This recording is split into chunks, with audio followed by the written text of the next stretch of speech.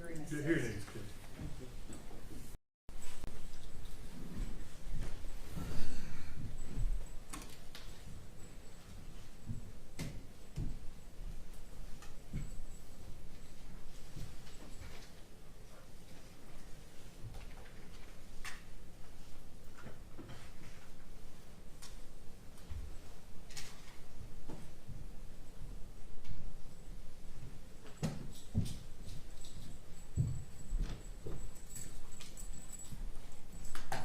Thank you.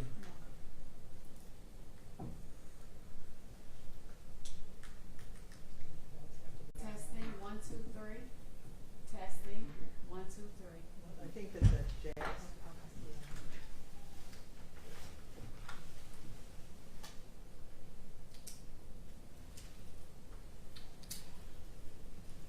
Testing, 1, 2, 3. Not hearing anything? Testing, 1, 2, 3.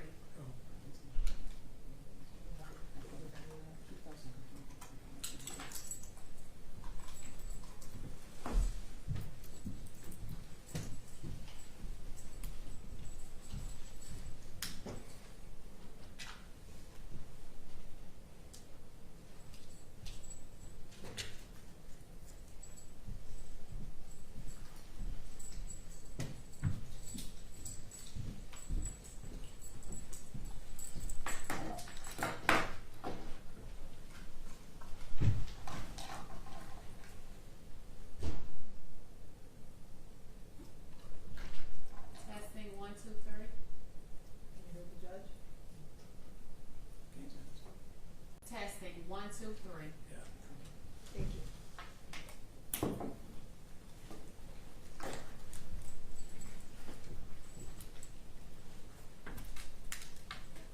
Calling cases 25-0000436 and 25-0000441. People of the state of Michigan versus Gary Lansky. We're here today for sentencing appearances, please. Good afternoon, Your Honor. Tina Ripley on behalf of the people, P83688, and I am standing in for the attorney of record, Bryn Kurt, on the case ending in 441 also. And good afternoon, Christina Dunn from the Neighborhood Defender Service, key 45490 for Mr. Gary Lansky, who is seated to my right on both files. Just go ahead and state your name. Gary Lansky. All right, good afternoon to all of you. Today is the day and time set for sentencing. Have you had an opportunity to review the contents of the pre-sentence investigation report with Mr. Lansky? I have. Any additions, deletions, or corrections to be made? The only correction I would make is that the report indicates this was a straight up guilty plea, but in fact it was a plea to guilty but mentally ill. That's correct, Judge. I did note that also. All right, is there a particular page you can direct the court to? Yes, page 2 of the basic information report, under the current offenses, in the bottom right corner of the top and the second to last boxes where it says guilty but mentally ill. They were both indicated no. That should be yes. All right, you said page 2. Yeah. Of the basic information report. Okay. And we'll make that correction to reflect yes. Anywhere else that appears? I didn't believe so, Your Honor, but if it did, I did not see any place yeah, else. I didn't see it indicated anywhere else.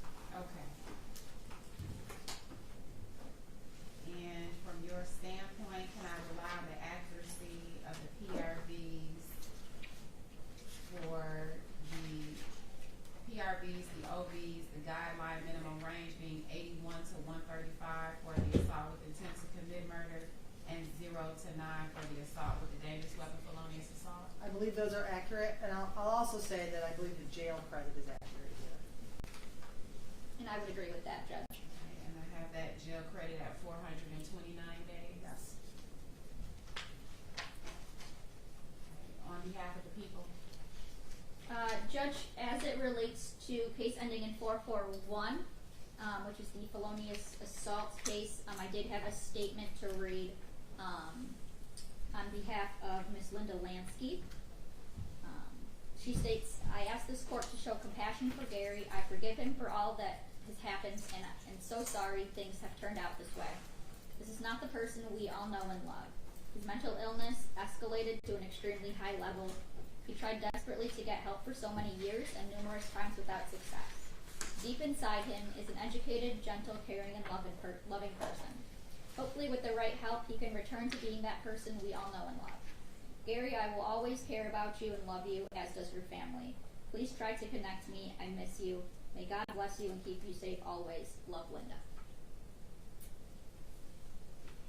And as it relates to the case ending in 436, which is the assault with intent to murder, I did have, I believe, two members who will be making oral statements, and I do have one statement to read from the mother. All right, and the two individuals making the statements, their names are? They are Seda Mashra and Nabi Ayad.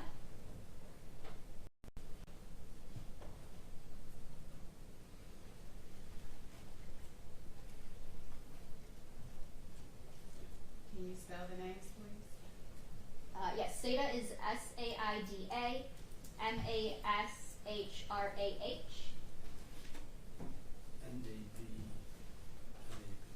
And Nabihayyad.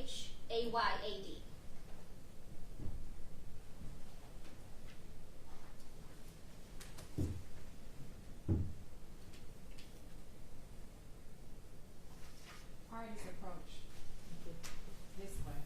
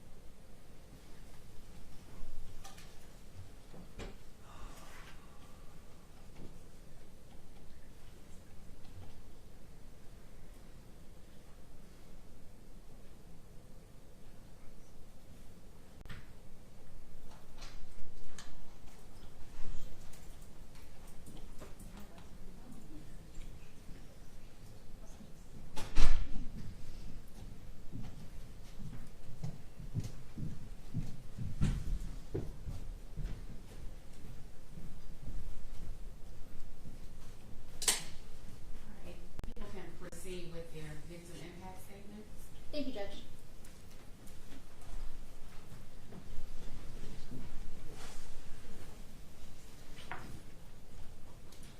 That's the letter to Peters.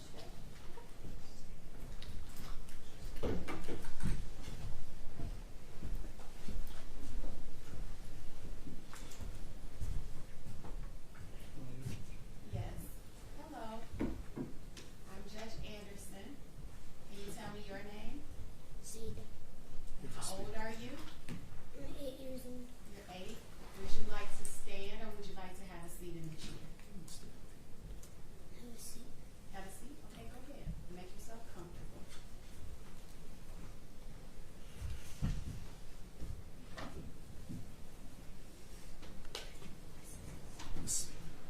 So, I want to let you know that right in front of you, there's a microphone. You don't have to speak in it because it picks up everything that's being said. So as long as you keep your voice up as best you can, and then when you're ready, you can talk to me about what you want to talk to me about, okay? Go ahead when you're ready. Go ahead and tell me how you felt and what you believe this person is or how you felt and how you feel about all of this and how it's affected you.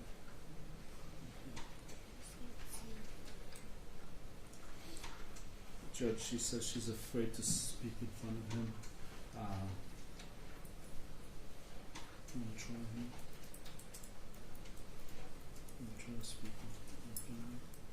So if you don't feel comfortable, you don't have to.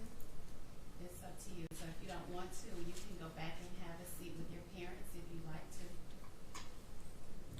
Your Honor, I know that Your Honor said I can't speak. I don't. I'm putting out that I'm the civil attorney for the case and stuff, but I would like to speak on behalf of the family, Your Honor.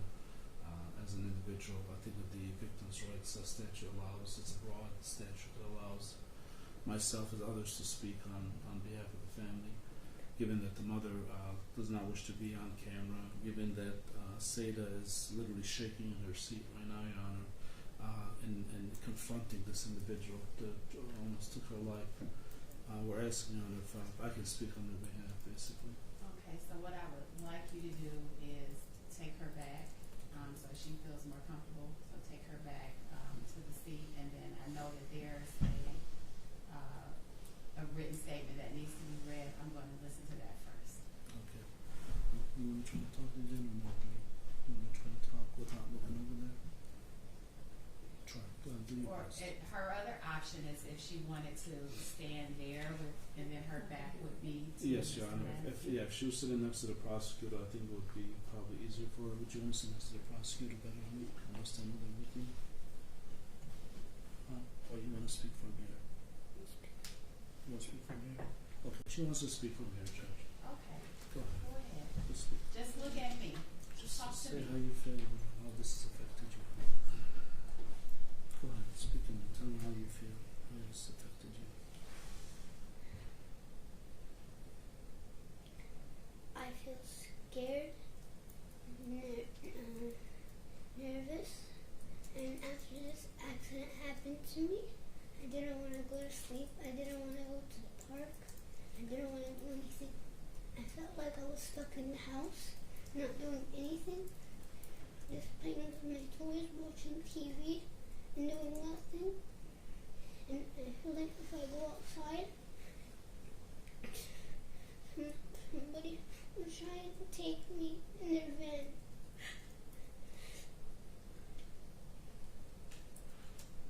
How has this all affected you for the judgment?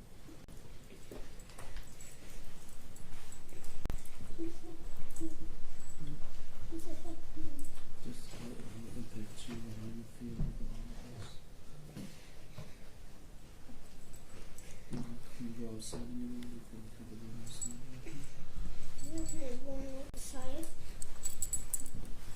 and not doing anything because I feel like if I go outside, somebody will try and drag me or kill me. All right,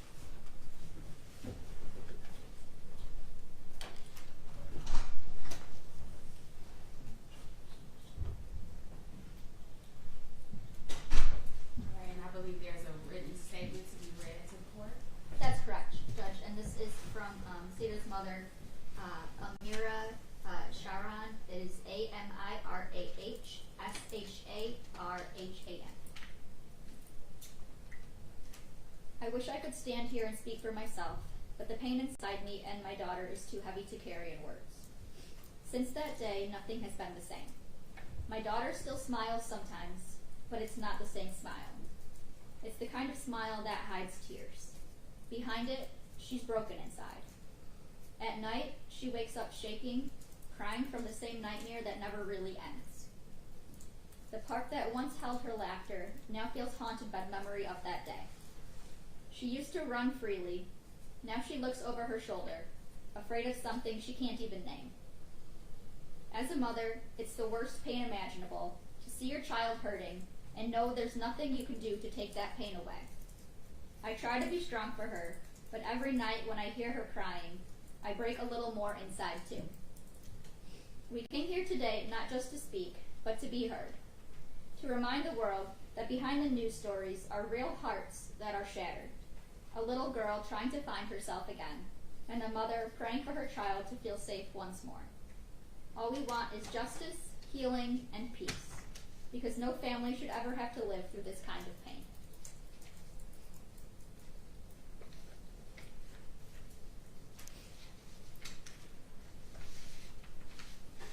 Thank you for that. Thank you, Judge.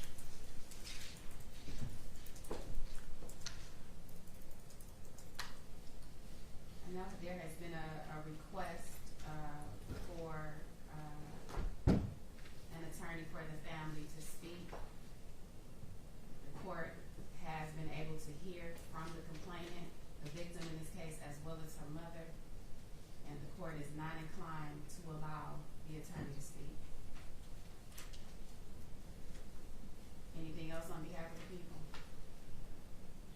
No, Judge. On behalf of the people, we would ask that you adopt the sentence agreements that we came to in this case. Thank you. All right, on behalf of Mr. Lansky. We also are asking the court to follow the sentencing agreements that were entered. Thank you. All right, Mr. Lansky, today is the day and time set for sentencing. Is there anything that you would like to say to the court before the court imposes a sentence? He's not able to hear what you just said, Judge. Today is the day and time. Can you hear me? Yes. Okay, today is the day and time set for sentencing. Is there anything you would like to say to the court before the court imposes the sentence? Just how sorry I am to the family for what I've done. All right, thank you.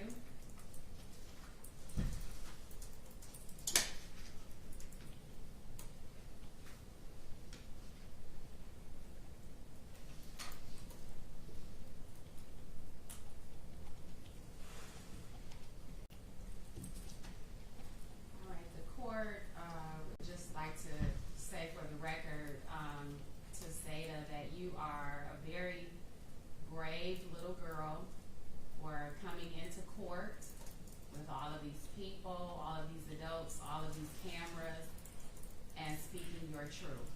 You're very brave for that. I'm very proud of you for doing that. I'm sure your parents, your family, your friends, and your community are just as proud, if not more, because they know you personally. I will say that it is the court's hope that your parents have and will continue to have you speak with an adult that you feel comfortable with about these things that you experience. And even if it may be difficult for you to speak about these things, it is helpful for you. It'll be helpful for you in the long run, so that you'll be able to move forward and flourish and become the young woman that I know that you aspire to be. I know that the park is supposed to be a place where you feel safe and that you have fun, and right now the park is not that place for you. But it is this court's hope that you find another place that you feel safe, that you feel secure. Whether that place right now is in your mother's arms, but there is a place that you can always go to feel secure and to feel safe. The court is going to abide by the sentence agreement. Mr. Lansky, you can stand. And in the case, the court is going to abide by the sentence agreement you entered into with the people of the state of Michigan. And in the case ending in 441, the court does sentence you to 1 to 4 years in the Michigan Department of Corrections to run concurrently with case number 25-0436.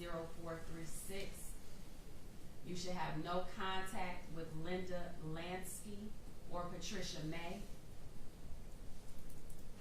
You also must undergo a psychological evaluation, any treatment as recommended, a substance abuse evaluation, any treatment as recommended.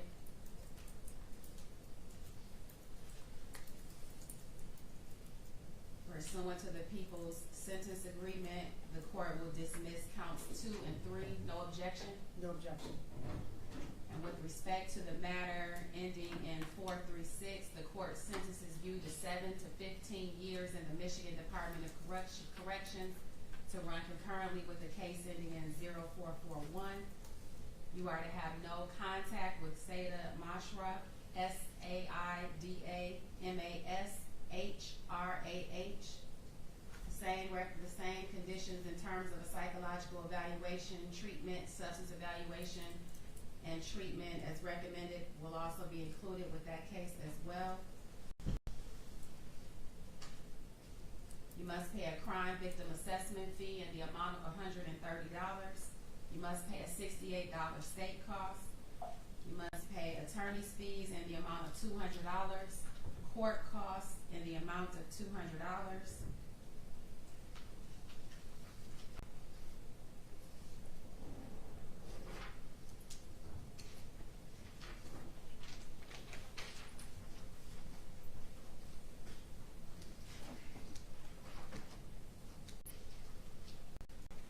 Also, in the matter ending in 436, pursuant to the sentence agreement, count 2 will be dismissed. No objection? No objection. You may file an application for leave to appeal your conviction and sentence, and if you choose to do so, you must do so within 42 days. If you cannot afford an attorney, the court will appoint an attorney. Furnish the attorney with portions of the record and transcript necessary to handle your appeal. This request must also be made within 42 days. Currently, you're receiving a document you need to initial and date, acknowledging that I've given you your appellate rights in this matter. Is there an acknowledgement for the record? We acknowledge receipt of the appellate rights. And Judge, before I forget, I just want to make sure the court acknowledges the 429 days jail. Yes, there is 429 days of jail credit that will be credited to Mr. Lansky. Thank you. And Mr. Lansky is remanded to the Michigan Department of Corrections. Thank you. Let's go.